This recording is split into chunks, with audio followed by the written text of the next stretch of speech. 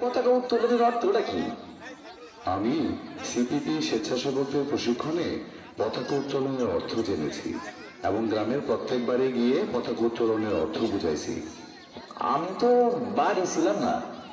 আরে ঠিক আছে, তয় তোমার পতাকা উত্তোলনের অর্থ বুঝাইয়া বলি।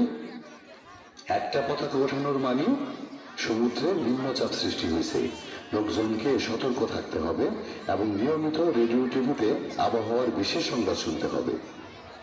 দুইটা পতাকা ওঠানোর মানে বিপদ সংকেত, লোকজনকে হুঁশিয়ার থাকতে হবে, ঘরের মালামাল হেফাজত করতে হবে এবং প্রস্তুতিমূলক ব্যবস্থা গ্রহণ করতে হবে।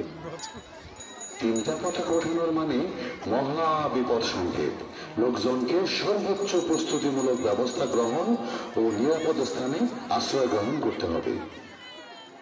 বসে ভাই, এতদিন আমি পতাকা উঠানোর অর্থ বুঝি নাই, আজ পতাকা উঠানোর অর্থ বুঝলাম।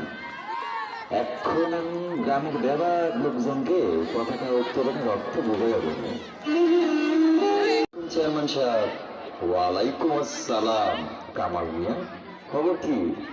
স্বেচ্ছাসেবকদের নিয়ে এত সকালে আমার বাড়িতে?